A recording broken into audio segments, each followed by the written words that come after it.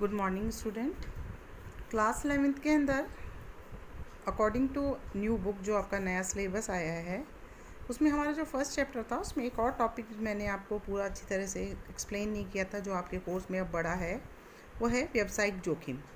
आज हम आपके पेज नंबर 23 पे ही दिया गया है, इसी को डिस्कस करने जा रहे हैं कि क्या होती है बिज़नेस रिस्क, क्या होती है। आपको मैंने उसे विशेषताओं में बताया था कि कोई भी व्यवसाय बिना जोखिम के नहीं होता है, यानी व्यवसाय का एक महत्वपूर्ण तत्व होता है साहस और जोखिम। बिना साहस के, बिना जोखिम के बिजनेस नहीं किया जा सकता है।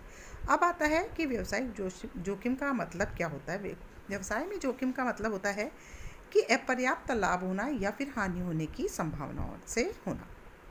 आप सभी जानते हैं कि व्यवसाय जिस वातावरण में किया जाता है उसमें बहुत सारे ऐसे तत्व होते हैं जिसके मिलकर व्यवसायिक वातावरण तैयार होता है, और यही कारण होता है कि कुछ चीज़ों पर हमारा नियंत्रण होता है, कुछ चीज़ों पर हमारा नियंत्रण नहीं होता है, और जो नियंत्रण से बाहर की चीज़ें होती हैं वह निश्चित तौर से हाँ कई ऐसी प्राकृतिक घटनाएं हो सकती हैं, आकस्मिकताएं हो सकती हैं, जिससे क्या होता है हमें व्यवसाय के अंदर जिसका उद्देश्य केवल लाभ कमाने के उद्देश्य किया जाता है वहाँ पर लाभ के स्थान पर हमें जोखिम उठानी पड़ जाती है, अर्थात हानि उठानी पड़ती है। उदाहरण के लिए कि किसी भी वस्तु की मांग कम हो सकती है, फैशन है, रुचि है, मानव की इच्छा है, बदल जाता है, उपभोक्ता की प्राथमिकताएं बदल सकती है।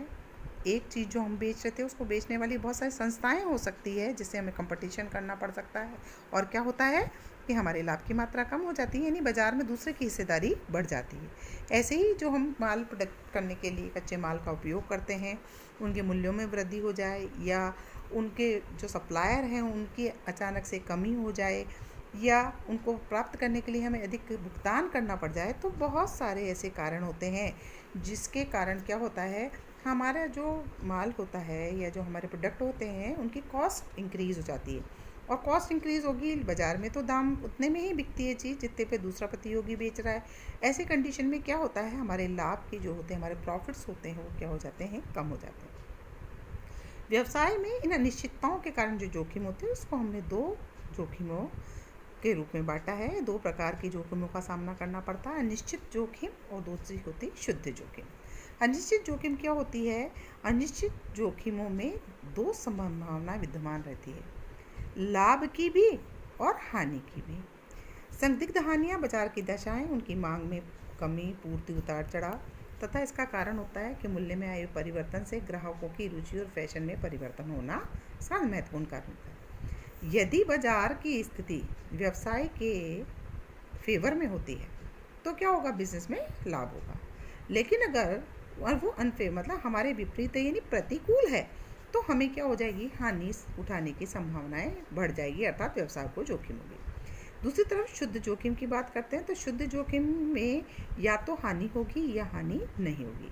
जैसे आग का लगना है, बाढ़ आ जाना है, चोरी होना है, डकैती करना है, हड़ताल होना है, ये सब चीज़ें क्या है अगर होती है तो शुद्ध हानि का उदाहरण है ये। अगर होगी घटना तो हमको हानि होती है, और घटना नहीं होगी तो हमें हानि नहीं होगी। ठीक है, तो ये था जोखिम क्या होती है, व्यवसायिक जोखिम। अब हम उसको और स्पष्ट करने के लिए पढ़ते हैं व्यवसायिक जोखिम की प्रकृति क्या होती है, यानी उसमें व्यवसायिक जोखिम को समझने के लिए उसकी विशेषताओं का हम अध्ययन करने जा रहे हैं। तो पहली विशेषता जो होती है व्यवसायिक जोखिम की वो ये है कि व्यवसायिक जोखिम हमेशा अनिश्चितताओं के कारण होती है। व्यवसाय में जोखिम क्यों होती है? अनिश्चितताओं के कारण। अनिश्चितताओं से तात्पर्य क्या होता है कि ऐसी घटनाएं जो भविष्य में घटित होने वाली है जिनका हमें पहले से पता नहीं होता है, वो अनायास होती है। यानी कुछ घटनाएं हैं जिसका हम पता लगा लेते हैं, लेकिन कुछ घटनाएं ऐसी होती हैं जो हमें पता ही नहीं है और हो जाती हैं। ऐसी अनभिज्ञताएं होती है, उसको बोलते हैं अनिश्चितता। जैसे बाढ़ आएगी, बारिश आएगी, भूकंप आएगा, इंसान जो हमारे उपभोक्ता हैं उनकी मांग में परिवर्तन हो जाएगा, या कोई और व्यक्ति कोई सरकारी नीति में परिवर्तन हो जाएगा, कोई अच्छी हमसे टेक्निक का माल लेकर आ जाएगा।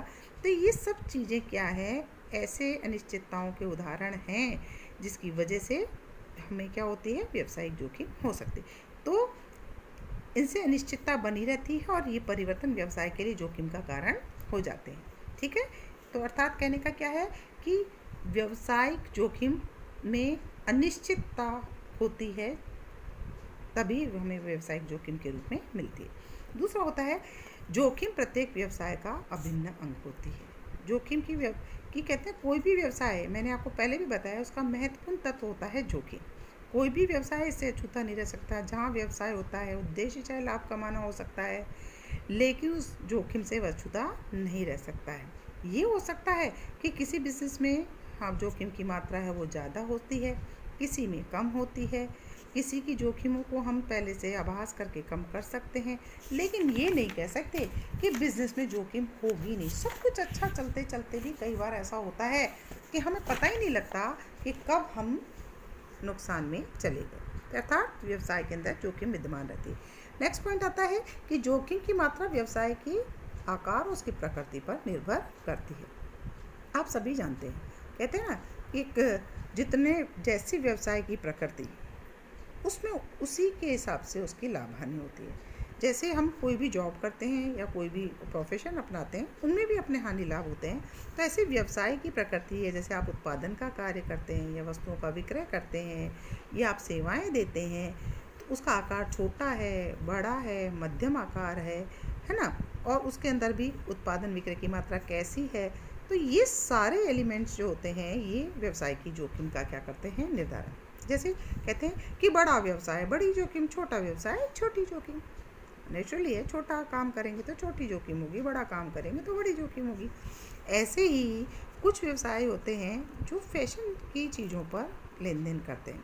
आपको पता है कि आज मानव की सोच में बहुत शीघ्रता से, तीव्रता से परिवर्तन आ रहा है, तो फैशनेबल जो चीज़ें होंगी उनमें रिस्क उतने ही ज़्यादा हों। आज मोबाइल आता है, 1 महीने बाद ही आप दूसरे मोबाइल का दूसरा वर्जन आएगा, जी साहब ये वाला नहीं चाहिए हमको तो दूसरा वाला चाहिए। तो आपने इतनी अच्छी मेहनत करके, इतना सारा प्लान करके कोई प्रोडक्ट बनाया और 2 मिनट में बाज़ार में से लोगों ने आपको उतार दिया। तो ये जोखिम की मात्रा होती है। ये उस व्यवसाय की नेचर पर डिपेंड करती है, उसके साइज़ पर डिपेंड करती है। जैसे एकल व्यापार है, साझेदारी व्यापार है, कंपनी व्यापार है, इनमें सब में अपने अपने लाभ हानि होते हैं और उसमें जोखिम भी उसी हिसाब से होती है। फिर आता है जोखिम उठाने का प्रतिफल लाभ होता है।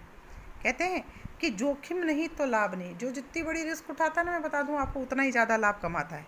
ये एक पुराना सिद्धांत है कि जोखिम नहीं तो लाभ नहीं। सभी प्रकार के व्यवसाय पे ये लागू होता है। अधिक जोखिम होने पर लाभ अधिक होने की संभावनाएं भी होती हैं। कोई भी उद्यमी भविष्य में अधिक लाभ पाने की लालसा में ही तो अधिक जोखिम उठाने का प्रयास करता है। कहते हैं ना कि साहस दिखाओगे तभी तो कुछ मिलेगा। तो यहाँ साहसिक बनोगे, जोखिम उठाओगे तो लाभ भी क्या होगा, उतना ही ज़्यादा। नेक्स्ट टॉपिक जो हम पढ़ने जा रहे हैं कि व्यावसायिक जोखिम के कारण क्या होते हैं। इनमें अनेक कारणों को हमने अलग अलग तरीके से विभाजित किया। पहला पढ़ते हैं प्राकृतिक कारण। प्राकृतिक आपदाएं जैसे बाढ़, भूचाल यानी भूकंप, बिजली गिरना, वर्षा, अकाल, जिस पर मनुष्य का नियंत्रण बिल्कुल नहीं होता है। इससे क्या होता है, व्यवसाय की जो संपत्ति है, आय है, उसको भारी हानि हो सकती है। तो प्राकृतिक कारण जो अनायास प्रकृति हमें प्रदान करती है उसको बोलते हैं प्राकृतिक कारण। दूसरे होते हैं मानवीय कारण, जो कि हम मानव हैं, और मानव होता है उसकी क्या आदत होती है कि वो क्या करता है, चोरी कर सकता है, बेईमानी कर सकता है, लापरवाही कर सकता है ना।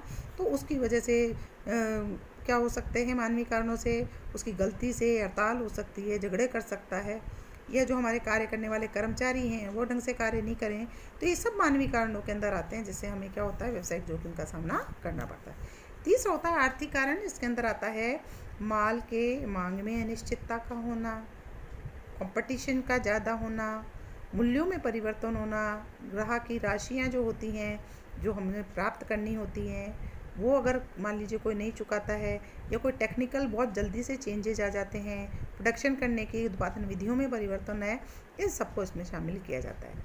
वित्तीय समस्याओं में ऋण पर ब्याज की दर में वृद्धि हो जाए, करों की भारी उगाही हो जाए, ये सब भी ऐसे इसी कारकों की श्रेणी में आते हैं जहाँ व्यवसाय संचालन लागत असंभावित रूप से अधिक हो जाती है और हमें नुकसान उठाना पड़ता है।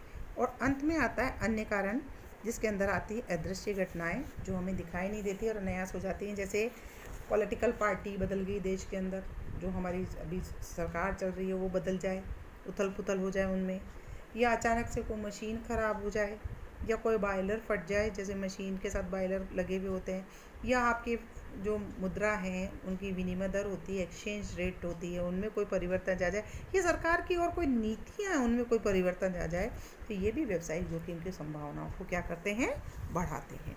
तो ये मैंने आज आपको डिस्कस किए हैं सारे पॉइंट, व्यावसायिक जोखिम से संबंधित एक टॉपिक आज हमने